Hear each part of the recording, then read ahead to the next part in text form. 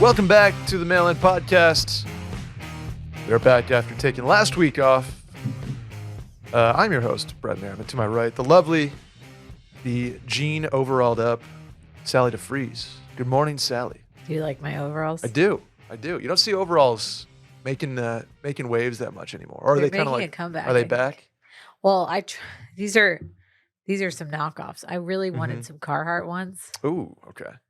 Carhartt's definitely back. Yeah. It's from like No, people in but LA. I wanted the Carhartt work in progress ones, which is like really, but they have these like cool, like waxy ones. But they sold out, so that's tough. Waxed, what is it? Waxed canvas. That's like. Although it's too hot to wear waxed canvas in Texas. No doubt. But your husband Will is a big waxed canvas guy. Yeah. Have you ever re-waxed something? Never have I ever re-waxed. It's actually put a finger to. Never have I ever. I haven't re-waxed something. It's like really satisfying. Oh really? Yeah. How do you do it? You basically just get wax and smear it, and then it's like a manual process. Yeah. Okay. And then I use like a hair dryer to like kind of even it out, because if you get like too much oil wax in one spot. Yeah, I got you. I did that. I guess it's not waxing, but I did that with like a shoe winter like waterproofer. Where you just take a little scoop and then just go around on it. It changed the color of my suede shoes though, and I was like, no, you got to get the crepe spray on stuff. I'll send you a link. Well, it doesn't really matter. Well, now, those shoes are ruined, but I mean for your future shoes, they still look fine. But they came out of the box like beautifully. And then I was like, oh, yeah, I'll winterize them with the shoe. I believe it was the thing that came with the shoes. And, turns out it changes the color and pretty much just makes them not look like suede. So no, I have the best stuff that I put on my Birkenstocks. And it makes water just like roll right off of them. Really? Yeah. Birkenstocks, by the way. They're all the way back. You know what else I'm wearing that's also back that makes me maybe a little chuggy? What do you got? Sambas on. Oh. Currently. Yep. That was every soccer player in my school, like in high school, middle school, Sambas were the shoe of choice. Well, Will really does not like that I only have one pair of Golden Goose sneakers. Will hates them. He's noted does not like. I know. Golden Goose. I'm not anti Golden Goose. But like I don't get it. I don't get the dirty shoe thing. Yeah. So I needed some more. I have some white sneakers that I really like. They're actually Fry, like the boot company. Yeah. Love Fries. Those are actually the shoes I ruined. Oh, boots really? Yeah. And then I needed some more tennis shoes. So that were like that they're like sneakers I can wear with outfits that are not like my running shoes. I gotcha. Not that I'm running. I wear my ons to the hospital. Those are your hospital shoes, your like long-standing period of time shoes? There you go.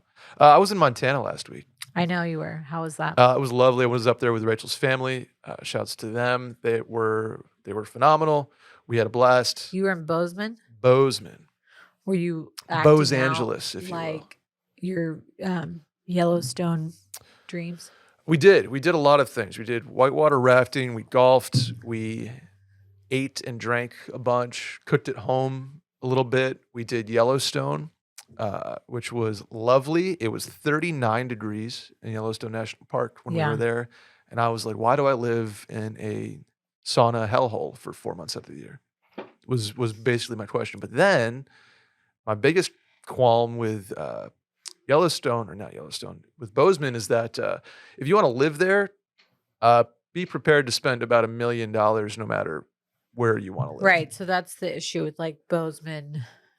More so, I think, the Missoula, Jackson Hole, et cetera. It's just that whole these billionaires have moved in and raised the cost of living. It's insane. But then they don't have affordable housing for people who need to live there full time to like service make the town run. Yeah, who live in service or like who work in the service industry. Yep, it's Vail has the most concentrated problem with that, but it's the same thing. Yeah. Too many people with too much money, bringing up the cost of housing too much, with wages for service jobs not increasing to meet that. Yeah, and it's crazy. Like a 600 square foot studio, 1.2 in Bozeman. Yeah. Very downtown, like walkable to everything. Yeah. So you can obviously find stuff that's not that, but I mean, it's not 3 minutes away. It's 30 minutes away if you want to get something remotely affordable. It's crazy. Beautiful town, though. Maybe I we mean, all my need to God. like move to Oklahoma or something. I don't know about Oklahoma, but like I would do somewhere else in Montana. The weather is just, it's insane. Like it's 82 degrees, topping out at 82 with no humidity in the middle of July. And I'm not built for this. I'm not, this Austin weather. Not built for the heat dome. No. The Viking blood in me, shouts to my Scandinavian 23andMe results.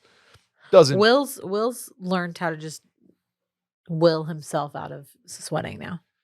That's huge because he was a noted sweater before. Yeah. Yeah. He didn't. Now he just He famously did acquires not sweaters. sweat at Klein's wedding. Wow. That's saying something. Like people were sweating through their suits, and Will That was somehow, like I'm not kidding, like removed his jacket and like his shirt was not wet. That's insane.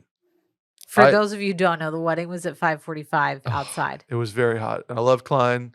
Heat index like 110. Heat index was 110, and we were rocking 3-piece suits. You were, yeah. Luckily, we were only outside. One of Klein's ex-teammates sweat through his jacket. Oh yeah, that was the first time I've ever seen a girl sweat through a dress before. Like I've never, like you see jacket or shirt swamp ass. I saw a dress like back in ass sweat. I was like, oh my God, I didn't know that happened. The first wedding I ever attended with Will, shouts to Jeff and Aaron, was in Michigan. Okay. In June. Okay, so really the high is like maybe 78. Oh. Beautiful. Yeah.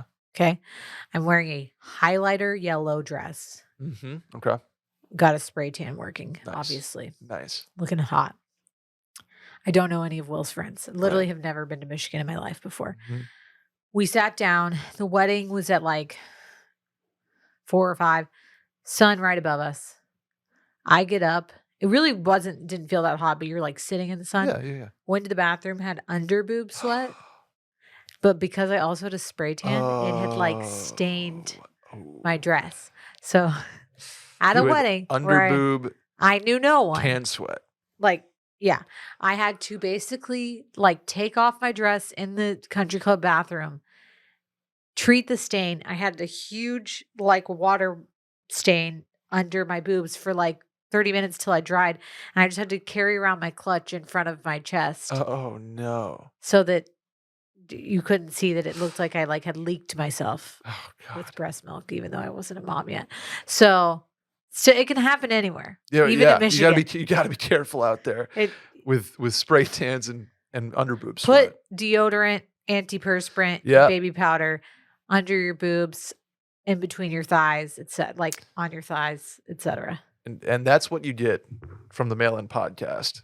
Also, if you are a noted face sweater, you can put deodorant on your like upper lip before you put just, like, makeup on. Smell though? I mean, probably.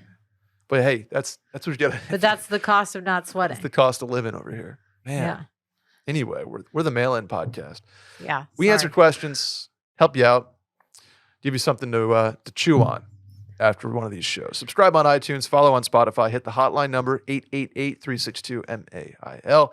That is 888-362-6245. Or you can write in at the link in the Twitter bio at Mail In Podcast, or the link below the description of this episode, or the link in our Instagram bio. You name it. There's a lot of places to hit us up. You can just go to washmedia.com and click on our logo, and it's also there if you want.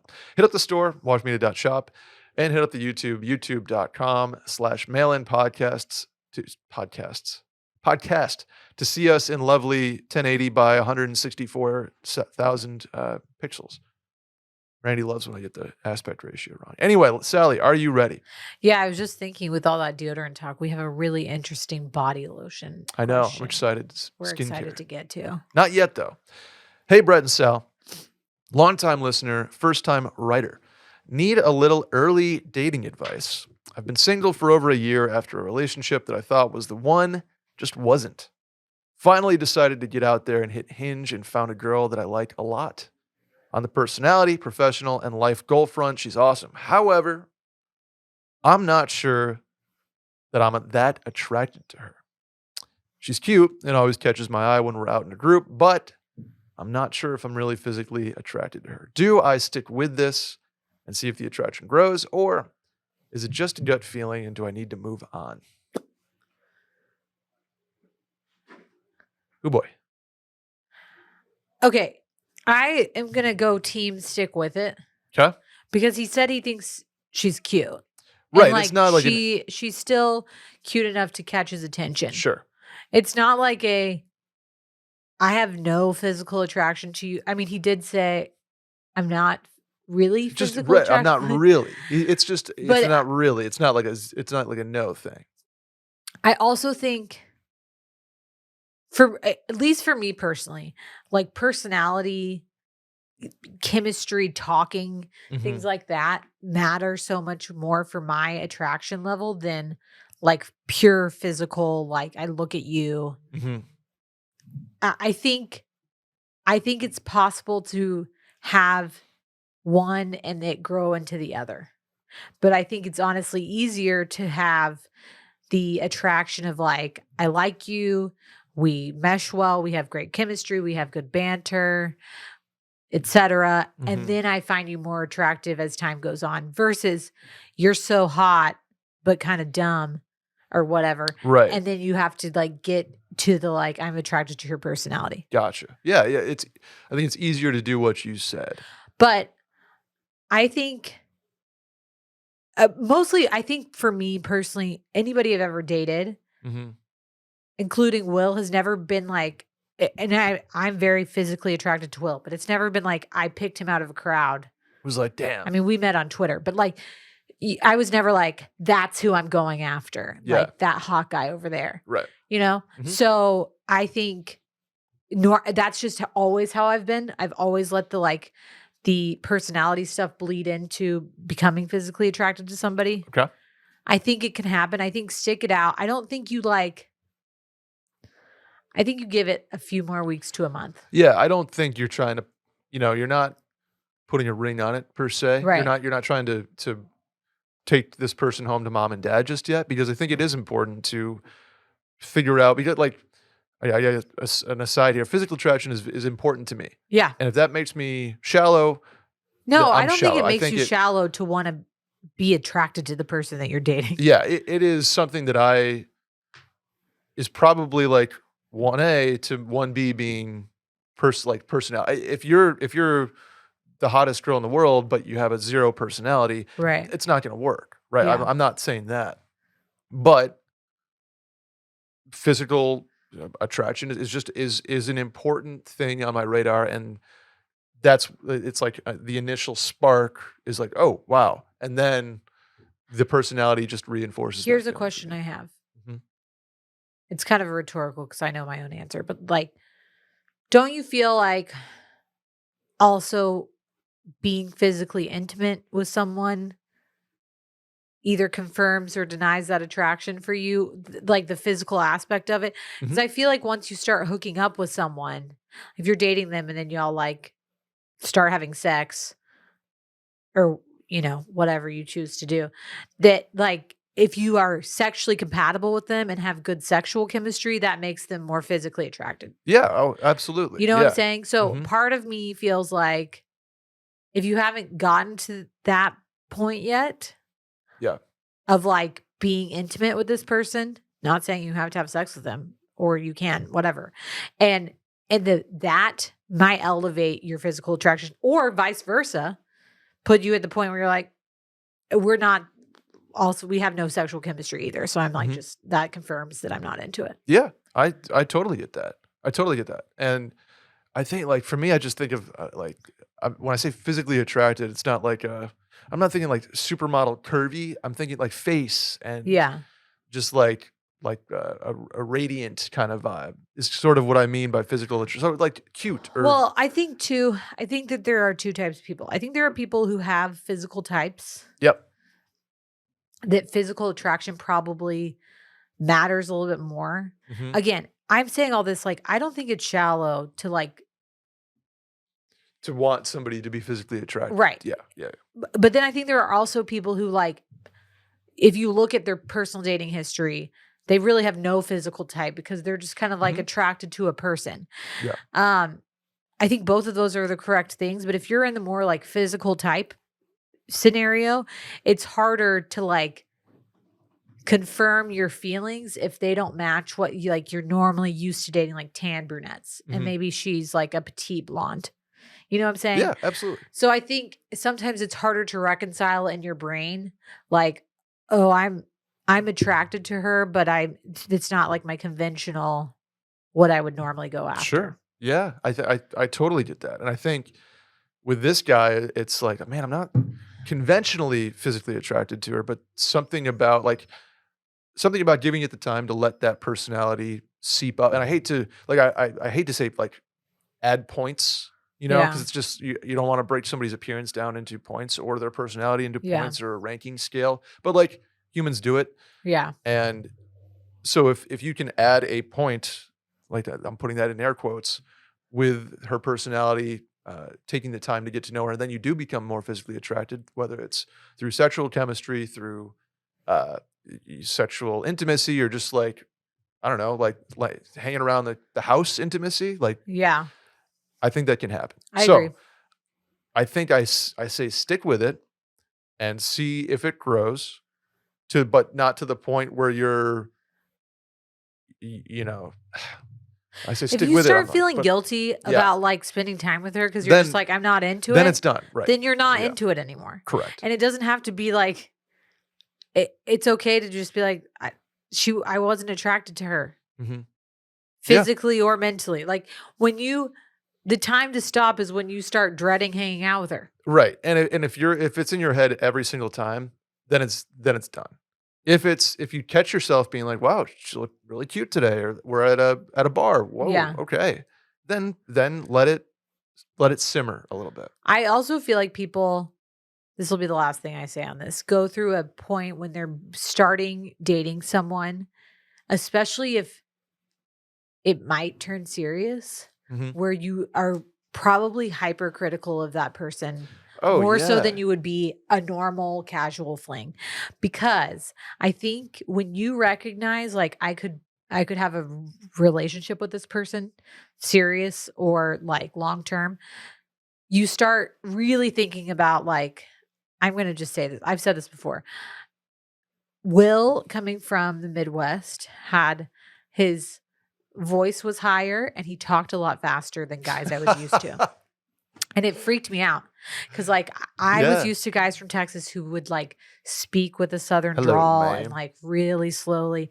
And so I remember literally being like, is this something that like is turning me off? Did you get the ick? No, I didn't get the ick. But Oh. it's like I think when your brain, when you are like, I'm gonna start dating this person regularly Mhm. instead of just like some like random hookups, your brain, or at least in some situations, is like, okay, hold on, let's consider all the every aspect we need to. Like, do I like his voice? Do I like his job? Do I like his car? Do I like what he looks like? Do I like how he interacts with my friends? Do I like the fact that he smokes pot? Whatever it may be. I'm like literally referencing something that one of my friends has brought up about their potential husband, Mhm. that they were like, I don't know if I can get over this, and then you got over it. Yeah. Because I think your normal reaction to like I'm getting in a relationship is like, whoa, whoa, whoa, whoa, I don't want to be trapped. Especially when you're younger, even when you have wanted to be in a relationship. Yeah. It's like, whoa, wait a second. Am I sure Because about that? Yeah. you're protecting yourself against change. Mhm. So I think it's really normal for our own psyche to pick out little things and be like, okay, well, I'm not like the most physically attracted to her out of anybody I've ever dated. Mhm. Yeah. Or like, oh, I don't know if I like want to be with somebody who like isn't close with their sisters or whatever bullshit brand. Nitpicky kind of thing is. Right. Yeah. Nitpicky. Perfect. That like later on you're like, can't believe I cared about that. Yeah. Yeah. And I think it's sort of like, I think we all do this is you get into, and then like grass is greener. Like, wait a second. I really like this person, but what if I really really liked somebody Yeah. else? Yeah. So this person, again, using a cliche that I don't like to use, checking boxes. Yeah. So they're checking like Tick all your boxes. 42 out of 50 boxes. You're like, but what if there's a 44 out there? Yeah. And then you Yeah. don't want to like get in the relationship, and then you come with like the fuckboy behavior, which I also don't condone. Yeah. But I don't know. Attraction is, you know what?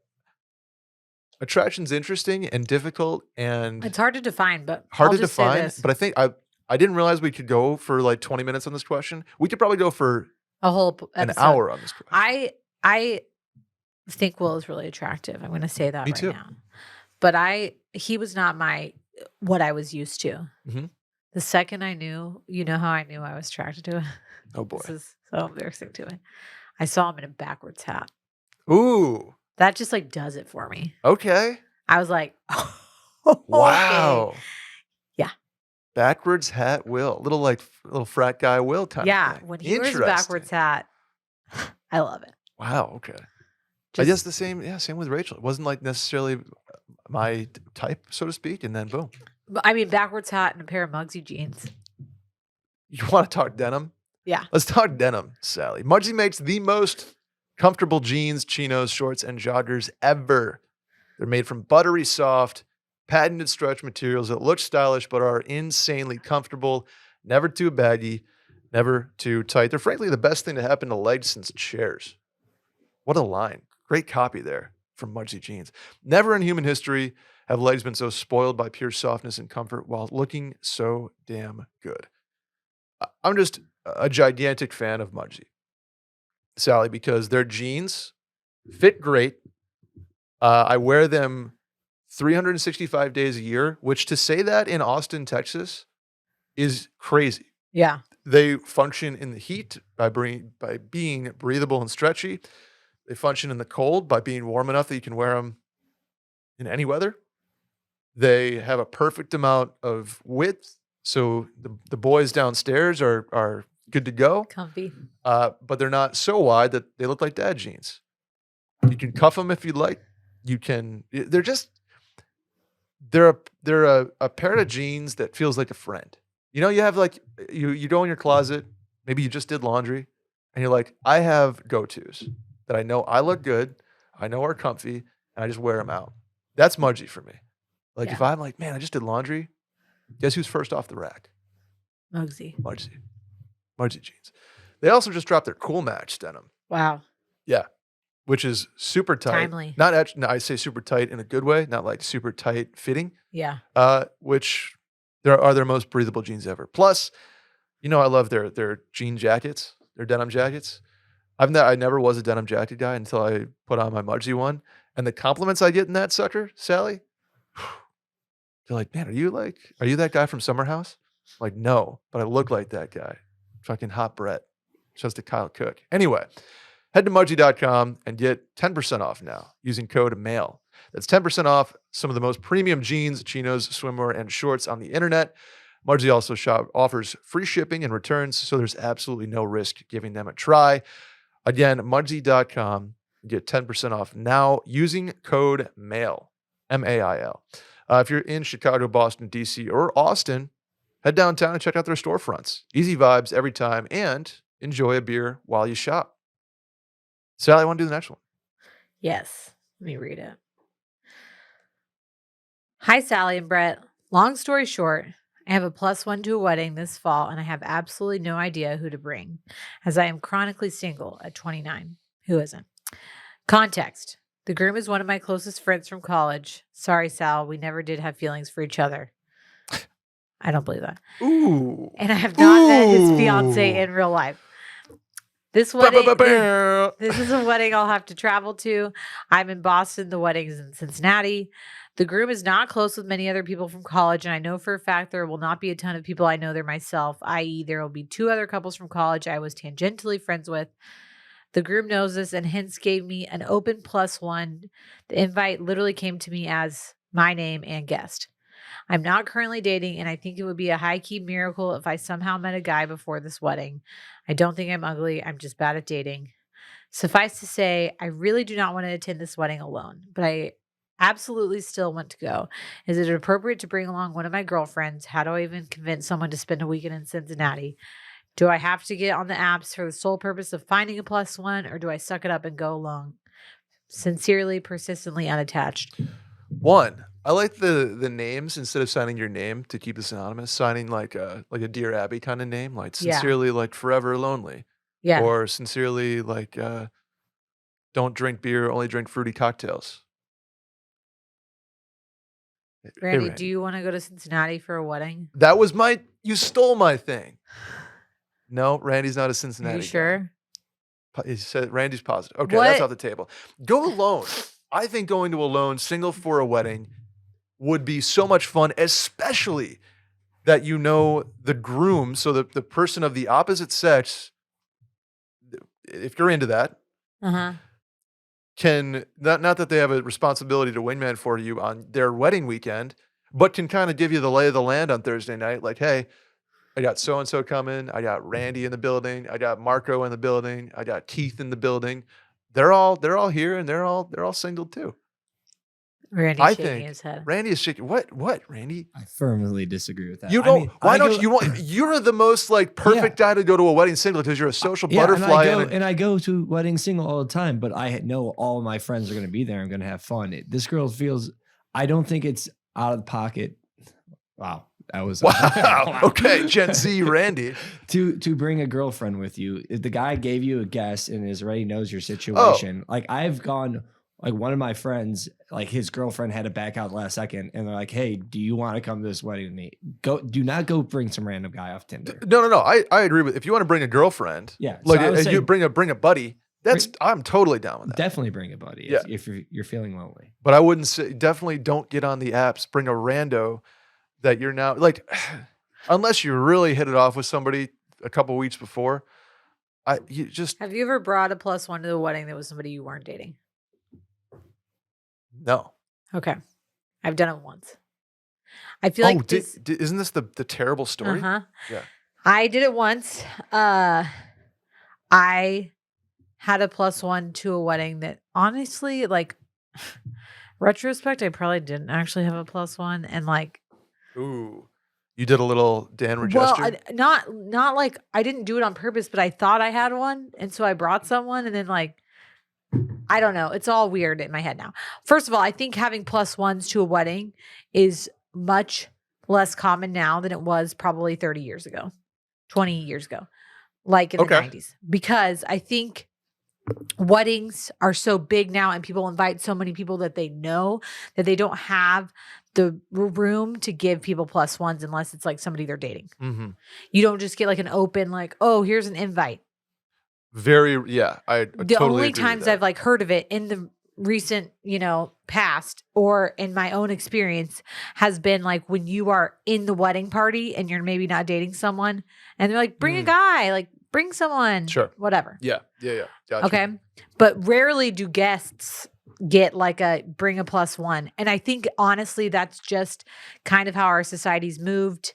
It's like, if you don't have a significant other, you're not just getting to bring a random person. Whereas I think 20 years ago, maybe even 25 years ago, and like mid 90s, late 90s, early 2000s, when all those movies were made about this, that was more common to like have, I'm going to a wedding, I get to bring a +1. That was kind of like understood. It was like almost standard. Right. But now the guest list is too big. You can't accommodate for all those people. And it's like $150, $250 a plate. Right. Exactly. So I've only done it once. I invited a guy that I knew from college, not well. He like was fraternity brothers with guys that I was friends with. Mm-hmm. He lived in Austin. I was living in Austin, or actually I was living in Houston, but we knew each other. And I was like, do you want to come with me to this wedding? He would know some people there, but like not a ton of people. Yeah. He came with me. And two things. One, when you bring a +1 to a wedding, especially someone that is not your best friend, like you're not bringing like a guy friend with you or like whatever, there's already an expectation of like, there's something. Is there like because you're like going to an event together. You're basically going to an adult version of a formal from college. Yeah. So there's already this like expectation like, oh, we're like going to spend the weekend together. Mm-hmm. Especially if you're traveling to Cincinnati, like we're going to be in a hotel room together, all of these things. So that already like put a little pressure on it. Flash forward to the wedding. I'm already like kind of starting to get the ick like a little bit, just like based on how things were going. And then Mhm. at the wedding, he got really weird and was just acting really weird. And at the end of the night, like 5 of us got in a cab to go to a bar after. And I found out that he had done Molly at the wedding. Ah, yeah, that'll do it. And the thing That'll do it. was, the people who got married were like uber conservative Christian. Mm. So it was like not the wedding to do Molly at. It was No. like it like th- these people were like major God Squad, which is also great, but like they none of them were doing Molly. No, Okay? Molly was not widely I was distributed at a wedding at the like party. 6 months ago where everyone did Molly. Sure. Except for me. But like there's a time and a place. This was Yep. not the time or the place. So when I found that out, I was like, ew. Like I'm Mhm. over it now. I'm like pissed off. He gave me the ick and we like literally never talked again after that. Yeah. So the moral of my story is unless you hit it off with someone in like the next month that you like fall head over heels for and you're like, hey, like I'm going to Cincinnati for this wedding. You want to come? Like I wouldn't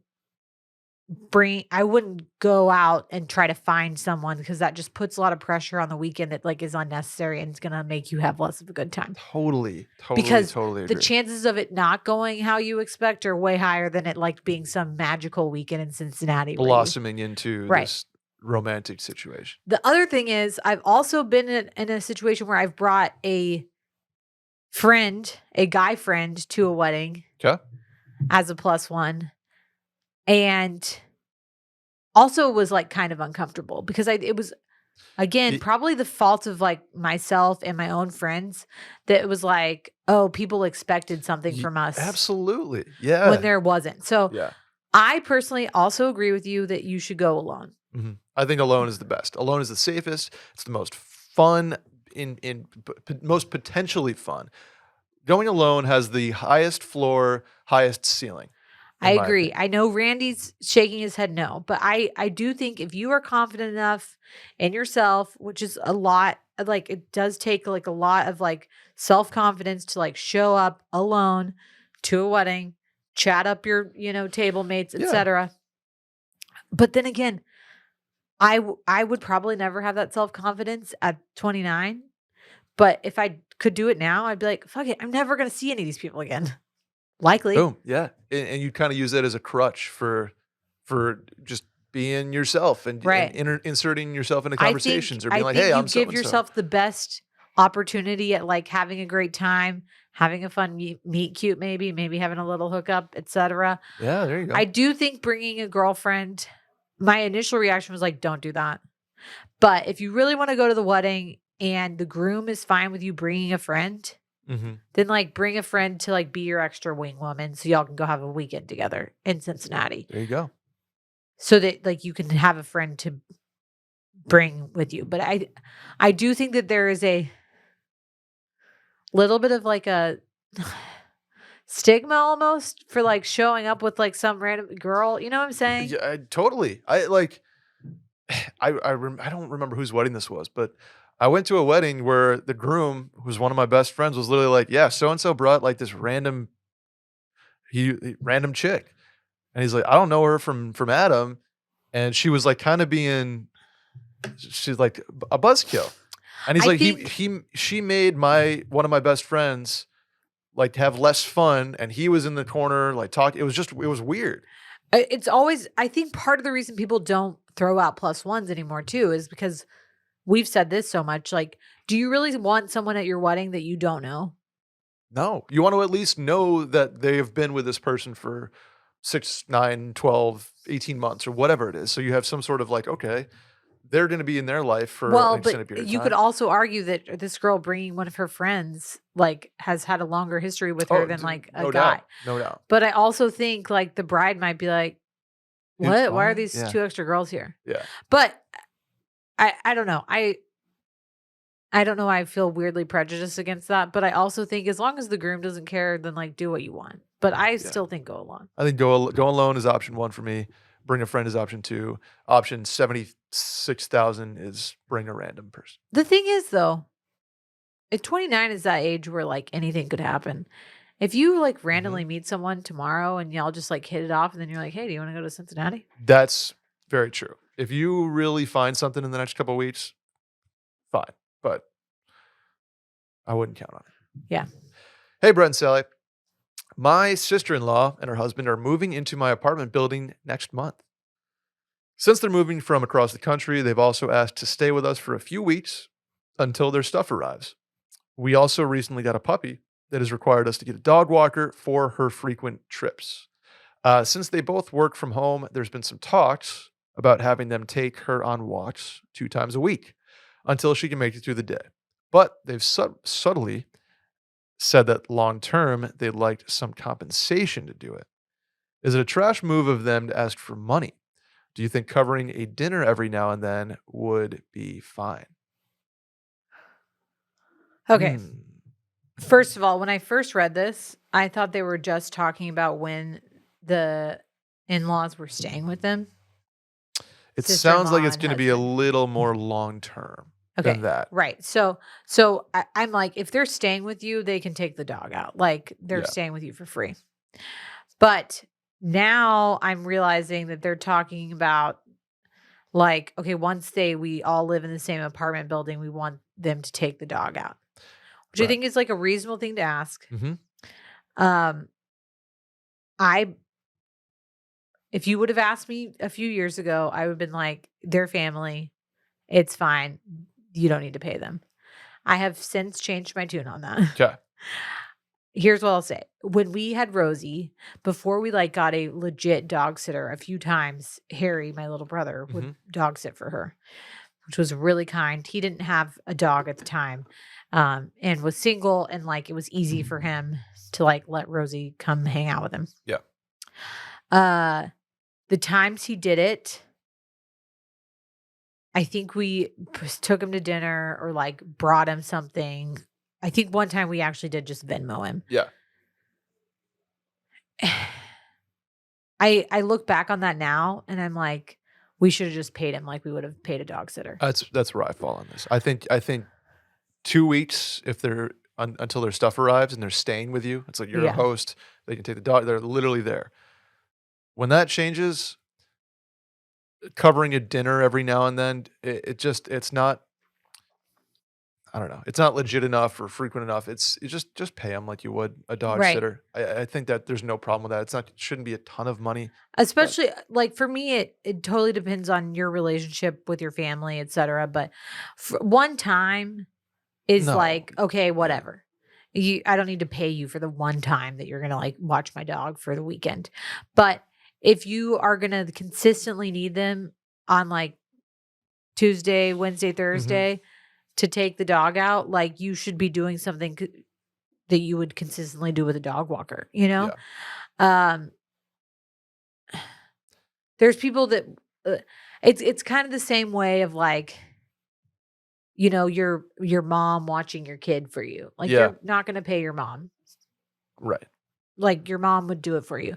But at the same time, like my siblings now sometimes watch Fritz. When my nieces watch Fritz, we pay them. Mhm.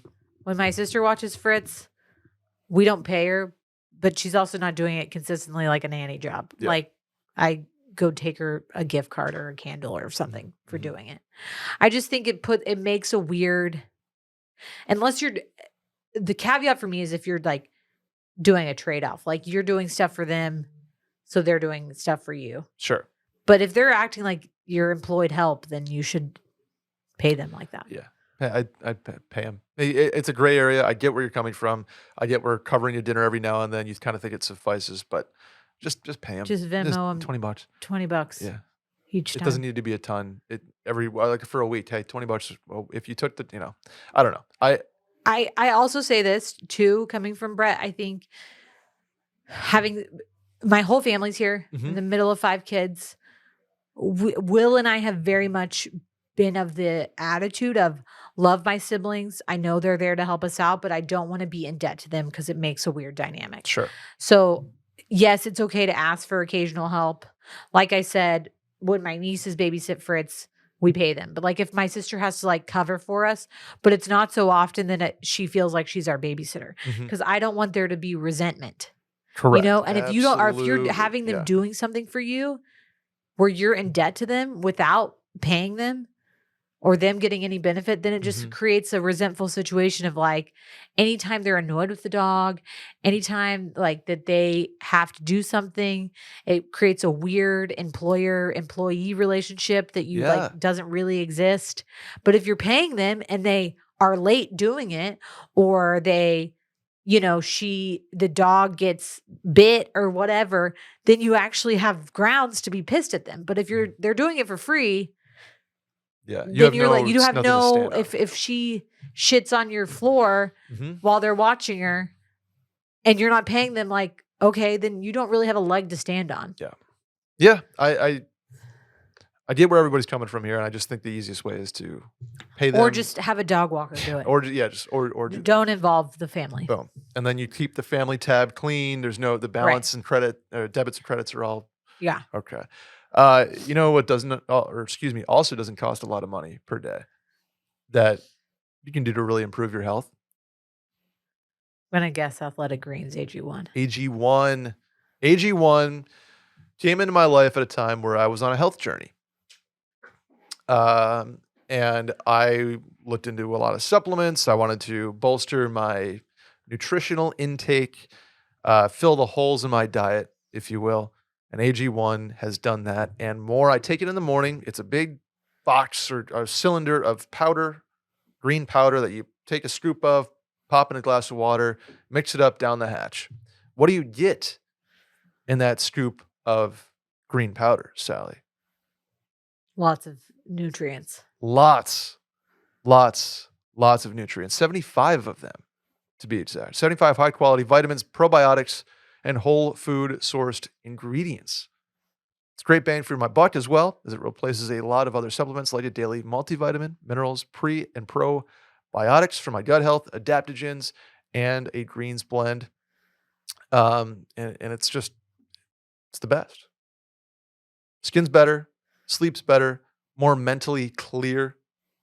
And it's just a routine that I can commit to know I'm doing something for my body that helps it out every single day. So if you're looking for a simpler, more effective investment for your health, try AG1 and get 5 free AG1 travel packs plus a free 1-year supply of vitamin D with your first purchase. Go to drinkag1.com/mailin. Again, that's drinkag1.com/mailin. Check it out.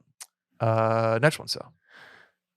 This question is mostly for Sally, but both of y'all can answer. I'm 24, almost 25, and admire your carefree, F-it personality. How did you develop into such a carefree personality? When did things change for you? Did they change at all? Thanks, and congrats on the pregnancy. Do you think that I have a fuck it personality? I don't. Yeah. I think you're kind of I would say obviously type A. I don't think I don't. I think I have more of a fuck it personality than you do. Yeah. For sure. I think maybe that's coming from like I'm a little bit older and care less about some of the shit that I cared about when I was younger. I think I'll put it this way. You're more likely to just be like, this is my opinion. I don't Yeah. care. I don't quote give a fuck about what you think of my opinion, but this is my opinion. Yeah. Okay.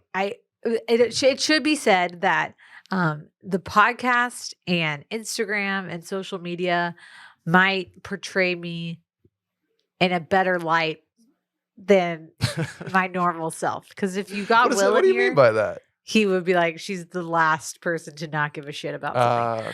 Okay. You are correct. I'm very type A, Mm-hmm. which took me time. I always thought I was like really laid back. And then I worked in an ICU and I was like, I'm not laid back at all. And then I went to grad school and like got even more like neurotic. But yeah, actually Will asked me the other day which Friends character I was. And I was like, I want to be a Rachel, but I think I'm a Monica, which is fine. Yeah, absolutely. I'm a Chandler. Yeah, you are. Or Joey. You're probably a mix of both. Yeah. What I will say is I have become more neurotic in certain aspects of my life. Mm-hmm. Having kids or having a kid with another on the way has really amplified some of my anxiety of like how my life is going to go and things that I need to do and things like that. But on the flip side, I think becoming a parent and becoming just older and more comfortable in your own skin has taught me, like you said, to not that I don't care, but I don't apologize for being myself as much Right. as I used to. When I was 24, 25, so I'm 30. I'm 34. Mm-hmm. Just had to think about that. Damn. Ooh. Ooh. Just turned 34. Randy's laughing at me. He's laughing at Brett, who just like that, like made Brett's balls shrivel up a little bit. We wouldn't have gone to high school together, Randy. It would be me and you in 8th grade and Sally as senior. Yeah. So He did the Kevin Hart Don Cheadle thing. The damn. At 34, I met Will. Was that 8 years ago? So I was 26. Wow. Yeah. That's great. Or I was 25 when I met him and turned 26 shortly after. Mm-hmm. 24, 25, really 22 to 25 was probably the height of my insecurity. Interesting. Okay. Right after college. Yeah. I think people are insecure in college, but then you like get your people and you get your group. Yeah. When you are out of college. Yeah. You always bring that up. When you're post-grad and you're working a job for the first time and you're living on your own for the first time, like out of the context of college without like a huge influence from your parents, your family, etc., and you're making friends, that was probably the height of like me just wanting. I was single, I was insecure, I was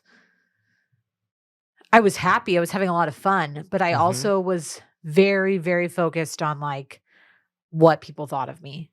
Like I wanted to be the best employee, I wanted to be the best friend, I wanted to be someone's girlfriend, all of these things. And I think a few things changed that made me chill out. Number one, when I met Will, I would say even for the first few years that we dated, I was still pretty not self-secure. I was really concerned about what his friends thought of me. I was really concerned about what my friends thought of him, my family. So I think that always leads to something when you have a relationship with somebody, especially somebody who's like totally brand new to your life. There adds a layer of like needing acceptance. But I think growing up, those first few years, I would say probably 25 to 28 was like when I was being comfortable dating Will, and a lot of my friends were getting married, and I was going back to grad school, things like that. You learn a couple things about yourself. You learn like, what am I going to spend my time on? And I have to stop saying yes to everything. But you also have to like not be so negative. Number two, I really had to that was like, I was living in Houston, but Will was here. And I had this big like guilt about leaving Houston, basically. And then was like, this is my priority now. Like he is who I want to be with. My family's there, things like that. And I had to stop apologizing for like wanting to do things I wanted to do. But I think that just takes time and experience. I think every year of your life, every relationship, every job, all of those things lead you to become the person that you are. And I will probably look back when I'm 44 and be like, at 34, I was an idiot. But I think now I look back on my 20s and I spent a lot of my 20s, so much of my 20s, caring what other people thought about me, wanting to like being a people pleaser, that now I've really let that go of like, okay, listen, like I'm a mom now. Yeah, you've kind of locked yourself into the next stage of life, like Right. as people do. Like you're married, you have a kid, another on the way. You have a routine. You have, you're just kind of you've evolved into the person that your 30s or your 20s have led you to be. But I think when I say all that to people, I think it's important to experience that Absolutely. and not just be like, oh, if I would have acted the way I acted now, 10 years ago, people have been like, what the fuck is her problem? Yeah. Like, she You're such a clearly mom, doesn't Sally. like give a shit about other people Yeah. or, care about her interpersonal relationships. And I'm not saying that I don't care about my relationships now. It's just that my friends are kind of under a tacit understanding of like, we all have shit going on and we aren't going to spend every waking moment together. Mhm. And when we catch up and it is great. And And that's that. that is what it Yeah. is, because we all have different life priorities than we did 10 years ago when we were 24. But had I acted very laissez-faire about everything when I was 24, people would be like, this girl's like just doesn't care about anything. So I think as much as it sucks, like you have to let yourself go through the 20s, the Sunday scaries you get from drinking too much, but you have to have those nights where you're going out all weekend and like you have to learn what you have to make mistakes, you have to be hungover, you have to be anxious about starting a new job, you have to be anxious about getting new friends, you have to fuck up with your friends so you know how to not do it again. Like Mhm. you have to live all those experiences, and I wish I could go back and tell my 24-year-old self, like, be more confident. People like you. You're nice. Mhm. You're fun. It's okay. But at the same time, It's also built you. it built me into who I am now. Right. I think that the 20s for me were like some of the most fun years of my life and some of the most like anxiety producing years of my life. Totally. But I needed both of those things to happen to get to where I am today. And I look back on that. I remember right before I had Fritz, I was like, I'm so sad. We're never going to be able to like pick up and like go to Cabo on a whim Mhm. now that we're having a kid, which like was a dumb thing to say because we like definitely have done that post child. You like lament the years that you lost. Like you're in your 20s, you're like, I miss being in college and like being walking distance from my friends and blah, blah, blah. But like you're having all these experiences and you're meeting new people that like when you're 30, you're gonna be like, I missed doing that. Like I miss having happy hours. I miss going out Friday night to like Sunday midday. Mhm. Absolutely. But then you also don't miss it because you're like, you've moved on. And Yeah. for people who are in their 20s now who feel lost or feel like you're just like living day to day and then you see the year go by, every aspect of your life is going to be like that. Every stage of your life is going to be like that. But you had the 20s for me were like such a self-defining decade that I look back on, that I was like, I had some really, really high highs and some freaking dangerously low lows. But I needed Mhm. all that to be who I am now. And I'm going to say, when I'm 40, I'm going to need all the shit that I did when I was 30 to Mhm. be who I am at 40. Absolutely. I do think it's okay to walk a line of like, I care about stuff, but I don't need to totally ruin my day, week, month, year caring about what people think. Yeah. I think that's all really well said. I think it's a cool interpersonal journey you've been on.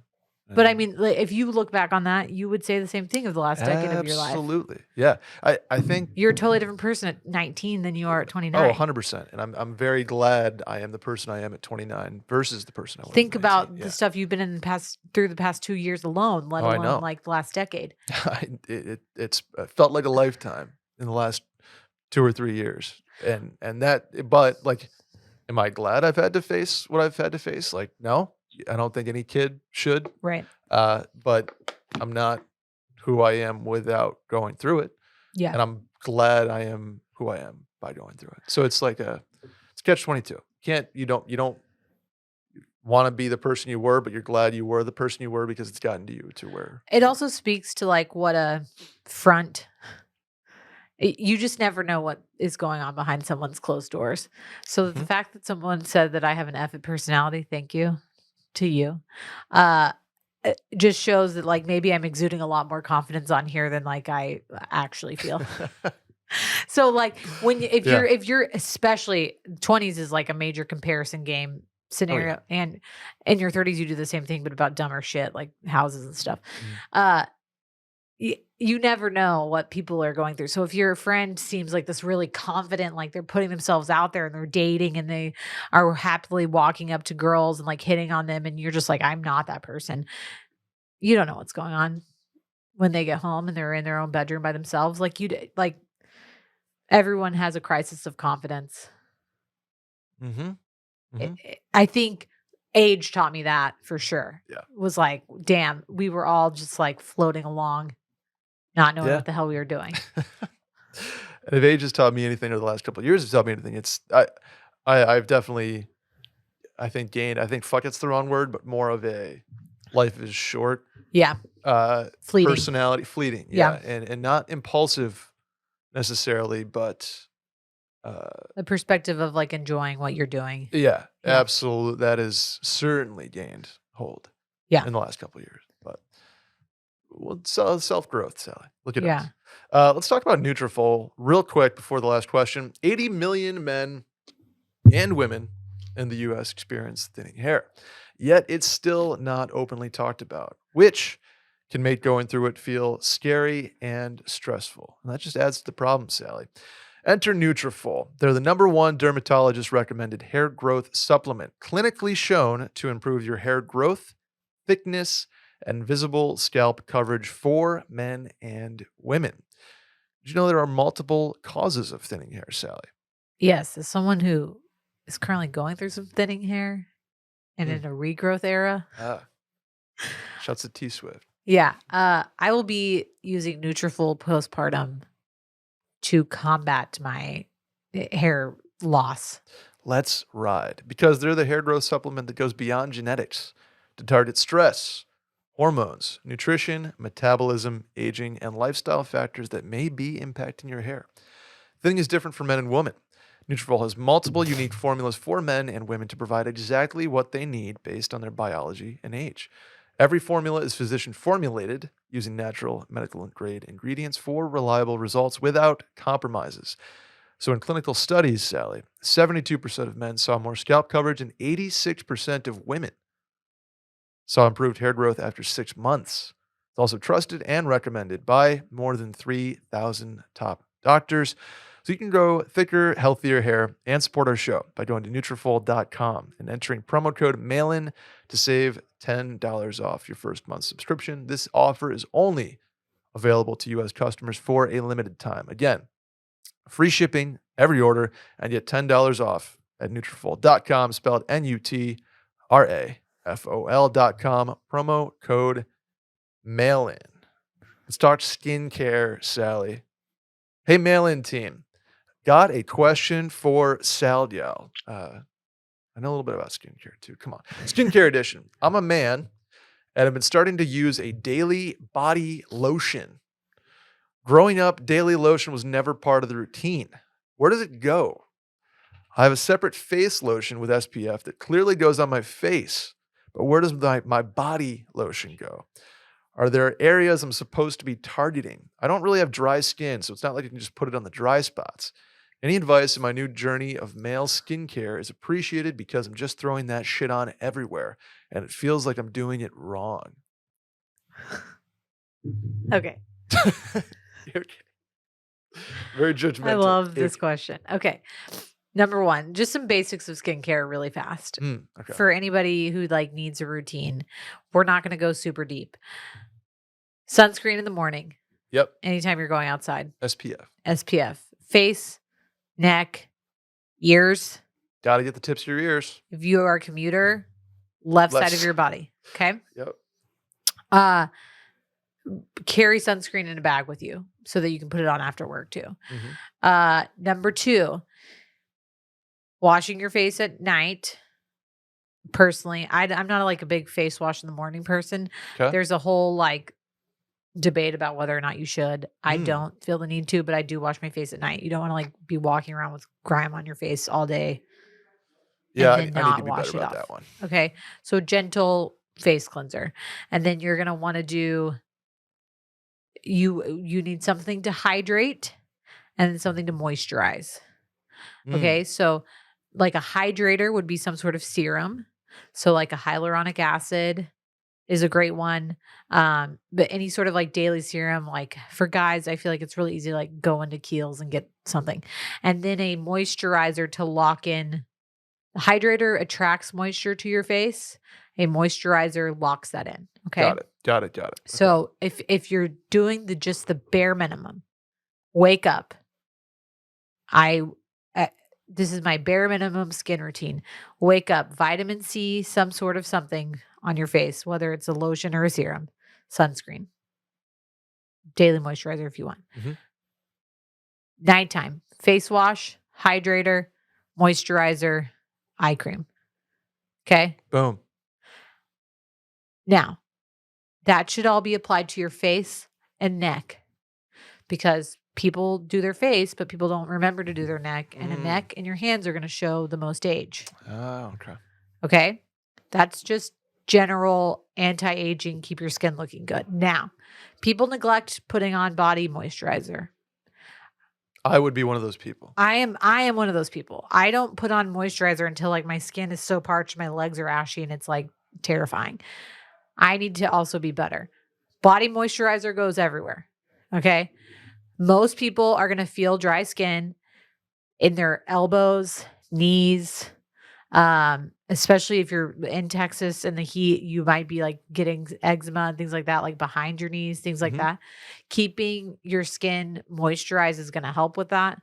But probably the best thing to do, especially if you're, not taking an everything shower like a girl, is apply it post shower, like towel dry yourself off and then apply moisturizer because you want to do it while your skin is somewhat wet, like Sure. not dripping wet, but like, when you're like, you're not fully dry. Get what I'm saying? Yeah, I got you.